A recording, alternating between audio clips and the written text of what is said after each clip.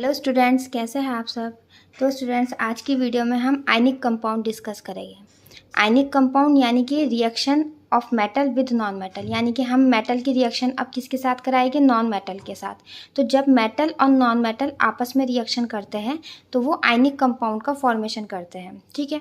और ionic compound के बीच में आयनिक बॉन्ड्स होता है, यानी कि आयनिक कंपाउंड्स किसके थ्रू ज्वाइंट रहते हैं, आयनिक बॉन्ड्स के थ्रू, ठीक। तो चलिए समझते हैं आयनिक कंपाउंड्स क्या होते हैं। तो आयनिक कंपाउंड्स बनते हैं मेटल और नॉन मेटल के कॉम्बिनेशन से। जनरली मेटल्स क्या करते हैं, मेटल्स अपने इलेक्ट्रॉन लूज करते हैं, ठीक है। मेटल्स क्या करते हैं, अपने इलेक्ट्रॉन्स लूज करते हैं, जिसकी वजह से मेटल्स के ऊपर क्या आता है, पॉजिटिव चार्ज आता है। और जो नॉन मेटल्स है, नॉन मेटल्स उस इलेक्ट्रॉन को गेन करते हैं, जिसकी वजह से नॉन मेटल के ऊपर क्या आता है, उसके ऊपर आता है नेगेटिव चार्ज आता है। नॉन मेटल्स के ऊपर क्या आता है, नेगेटिव चार्ज आता है। तो इस तरह से पॉजिटिव और नेगेटिव चार्ज के बीच एक बहुत ही स्ट्रॉन्ग फोर्स ऑफ अट्रैक्शंस लगता है, जिसको हम कहते हैं इलेक्ट्रोस्टैटिक फोर्स ऑफ अट्रैक्शंस, ठीक है। तो उस फोर्स ऑफ अट्रैक्शन से क्या बनते हैं, आपके आयनिक कंपाउंड्स बनते हैं। अब चलिए समझते हैं। जैसे हम यहाँ पर एक एग्जाम्पल ले लेते हैं, फॉर्मेशन ऑफ सोडियम क्लोराइड। तो यहाँ पर आपका सोडियम क्या है, सोडियम एक मेटल है और सोडियम का एटॉमिक नंबर 11 होता है, यानी कि इसका जो कॉन्फ़िगरेशन है वो 2,8,1, ठीक है। तो अब इसके पास 3 शेल है, ठीक है। एक में 2 इलेक्ट्रॉन है, एक में 8 है, एक में 1। अब ये जो सबसे बाहर वाली शेल है इसको कहते हैं हम आउटर मोस्ट शेल या वैलेंस शेल, ठीक है। अब एक रूल होता है ऑक्टेट रूल, वो क्या कहता है कि आउटर मोस्ट शेल में 8 इलेक्ट्रॉन्स होने चाहिए, तभी कंपाउंड्स क्या हो जाएगा, तभी वो एलिमेंट्स स्टेबल होगा। तो अब इसको 8 इलेक्ट्रॉन्स करने के लिए क्या करेगा, अभी 8 इलेक्ट्रॉन्स करने के लिए 7 इलेक्ट्रॉन तो कोई देगा नहीं, क्योंकि किसी के पास मैक्सिमम 8 ही इलेक्ट्रॉन्स होते हैं आउटर मोस्ट शेल में। तो ये अपना 1 इलेक्ट्रॉन भी लूज कर देगा। क्या करेगा, ये अपना 1 इलेक्ट्रॉन लूज। अब जब कोई भी एलिमेंट इलेक्ट्रॉन लूज करते हैं तो उनके ऊपर आता है पॉजिटिव चार्ज। 1 इलेक्ट्रॉन लूज करेंगे तो 1 पॉजिटिव चार्ज, 2 करेंगे तो 2, और 3 करेंगे तो 3, और मैक्सिमम 3 इलेक्ट्रॉन ही लूज कर सकते हैं और 3 ही गेन कर सकते हैं, ठीक है। तो अब इसका कॉन्फ़िगरेशन हो जाएगा 2,8, क्योंकि 1 इलेक्ट्रॉन तो निकल गया, तो अब क्या हो गया 2,8। अब आउटर मोस्ट शेल ये वाली बन गई। अब इसमें कितने इलेक्ट्रॉन है, 8। तो यही तो स्टेबिलिटी का क्राइटेरिया था कि आउटर मोस्ट शेल में कितने इलेक्ट्रॉन होने चाहिए, 8। तो ये स्टेबल होने के लिए अपना इलेक्ट्रॉन इसने क्या करा, लूज करा, और ये कैटायन में कन्वर्ट हो गया, यानी कि अब ये बन गया सोडियम आयन। क्या बन गया, ये सोडियम आयन, ठीक है। आई होप आपको समझ आया होगा कि ये अपने इलेक्ट्रॉन्स, मेटल्स इलेक्ट्रॉन्स लूज क्यों करते हैं, स्टेबल होने के लिए करते हैं, इनर्ट गैस कॉन्फ़िगरेशन पाने के लिए करते हैं। अब दूसरी तरफ आपके पास क्लोरीन है, जो कि क्या है, एक नॉन मेटल्स है। क्लोरीन का एटॉमिक नंबर 17 होता है, यानी कि इसका कॉन्फ़िगरेशन है 2,8,7। अब इसके आउटर मोस्ट शेल में कितने इलेक्ट्रॉन है, 7, यानी कि इसको सिर्फ 1 ही इलेक्ट्रॉन गेन करना है। 1 इलेक्ट्रॉन अगर मिल जाए, बहुत आसानी से मिल सकता है, 1 इलेक्ट्रॉन अगर मिल जाए तो इसके तो ऑक्टेट बहुत ही आसानी से कंप्लीट हो जाएगा। तो ये जो सोडियम ने 1 इलेक्ट्रॉन लूज किया है, उसी को क्लोरीन क्या कर लेगा, गेन करेगा, और जिसकी वजह से क्लोरीन के ऊपर क्या आएगा, क्लोरीन के ऊपर आ जाएगा नेगेटिव चार्ज, ठीक है। अब इसका कॉन्फ़िगरेशन हो जाएगा 2,8,8, ठीक, क्योंकि इसने 1 इलेक्ट्रॉन ले लिया है। तो जब इलेक्ट्रॉन गेन करते हैं तो नेगेटिव चार्ज आता है, जब इलेक्ट्रॉन लूज करते हैं तो पॉजिटिव चार्ज। यानी इलेक्ट्रॉन पॉजिटिव चार्ज का मतलब है जो एक्चुअल कॉन्फ़िगरेशन है उसमें 1 इलेक्ट्रॉन कम कर दो। नेगेटिव चार्ज का मतलब है कि जो एक्चुअल कॉन्फ़िगरेशन है उसमें इलेक्ट्रॉन बढ़ा दो, क्योंकि इलेक्ट्रॉन गेन कर लिया। तो आउटर मोस्ट शेल में होगा ना 8 इलेक्ट्रॉन्स।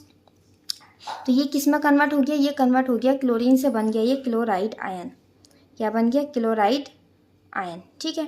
तो इस तरह से सोडियम के ऊपर क्या आया, सोडियम के ऊपर पॉजिटिव चार्ज और क्लोरीन के ऊपर नेगेटिव चार्ज, ठीक। तो यहाँ पर ये पॉजिटिव और नेगेटिव चार्ज में एक बहुत स्ट्रॉन्ग फोर्स ऑफ अट्रैक्शन लगेगा, जिसको हम कहते हैं इलेक्ट्रोस्टैटिक फोर्स ऑफ अट्रैक्शन।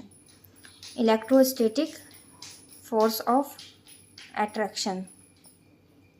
और इसी फोर्स ऑफ अट्रैक्शन से यहाँ पर इन दोनों के बीच बॉन्ड बन जाएगा आयनिक बॉन्ड, ठीक है। तो ये जो आयनिक बॉन्ड है इसका दूसरा नाम होता है इलेक्ट्रोवैलेंट बॉन्ड। आयनिक बॉन्ड को हम इलेक्ट्रोवैलेंट बॉन्ड भी कहते हैं। क्या कहते हैं हम इसको, इलेक्ट्रोवैलेंट बॉन्ड, इलेक्ट्रोवैलेंट बॉन्ड, ठीक है। तो इस तरह से यहाँ पर क्या बन गया, ये हमारा NaCl यानी कि सोडियम क्लोराइड क्या है, एक आयनिक कंपाउंड है। सोडियम क्लोराइड क्या है, आयनिक कंपाउंड। इस तरह से हम और भी बहुत सारे कंपाउंड्स बना सकते हैं, जैसे कि अब एग्जांपल ले लेते हैं मैग्नीशियम क्लोराइड। अब देखिए यहाँ पर आपके पास क्या है, मैग्नीशियम है, इसका कॉन्फ़िगरेशन क्या है 2,8,2, क्योंकि मैग्नीशियम का एटॉमिक नंबर क्या होता है 12। तो ये 2 इलेक्ट्रॉन लूज़ करेगा तब इसको 8 मिल जाएगा आउटर मोस्ट शेल में। तो ये क्या करेगा, ये 2 इलेक्ट्रॉन लूज़ करेगा जिसकी वजह से इसके ऊपर 2 पॉजिटिव चार्ज आएगा। ठीक है, अब इसका कॉन्फ़िगरेशन 2,8 हो जाएगा। ठीक है, अब आपको पता है क्लोरीन को 1 इलेक्ट्रॉन लेना होता है, मैग्नीशियम के पास 2 इलेक्ट्रॉन है जो उसको किसी को देना है। अब हमारे पास क्या है, हमारे पास 2 ही क्लोरीन है, हमारे पास 2 ही क्लोरीन है और एक क्लोरीन 1 इलेक्ट्रॉन गेन करता है। ठीक है, तो ये अपना 1 इलेक्ट्रॉन इस वाले क्लोरीन को और 1 इलेक्ट्रॉन इस वाले क्लोरीन को देगा, जिसकी वजह से मैग्नीशियम के ऊपर क्या आया, मैग्नीशियम के ऊपर आया 2 पॉजिटिव चार्ज और आपका जो क्लोरीन है उस पर क्या आया, नेगेटिव चार्ज। और हमारे पास ऐसे कितने क्लोरीन थे, 2 क्लोरीन थे। तो इस तरह से यहाँ पर फॉर्मेशन हो गया किसका, MgCl2 का। ठीक है, तो इस तरह से हम और भी आयनिक कंपाउंड्स बना सकते हैं। तो चलिए अब आयनिक कंपाउंड की फिजिकल प्रॉपर्टीज़ डिस्कस कर लेते हैं। तो फर्स्ट प्रॉपर्टी हम पढ़ते हैं फिजिकल स्टेट।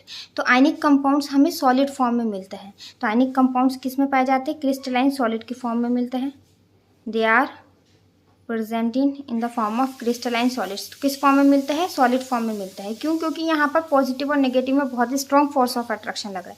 अब क्योंकि यहाँ पर कैटायन और एनायन में इस इलेक्ट्रोस्टैटिक फोर्स ऑफ अट्रैक्शंस लगता है, तो अगर आपको उसको तोड़ना हो, अलग करना हो दोनों आयंस को, तो बहुत ही हाई अमाउंट ऑफ एनर्जी यहाँ पे प्रोवाइड करनी पड़ेगी। इसलिए इनका मेल्टिंग और बॉइलिंग पॉइंट्स क्या हो जाएगा, बहुत ही ज़्यादा हाई हो जाएगा। ठीक है, अगर बात करें कंडक्टिविटी की तो आयनिक कंपाउंड सॉलिड फॉर्म में होते हैं इंसुलेटर, सॉलिड फॉर्म में क्या होते हैं, इंसुलेटर। लेकिन जैसे ही ये मेल्टेड फॉर्म में आते हैं, किस में आते हैं, मेल्टेड फॉर्म में आते हैं, तो ये बन जाते हैं कंडक्टर, क्योंकि मेल्टेड फॉर्म में इनके आयंस अलग हो जाते हैं और आयंस ही चार्ज कैरियर पार्टिकल्स होते हैं।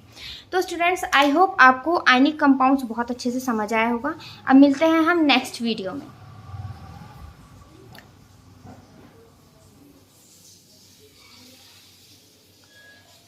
Thanks for watching.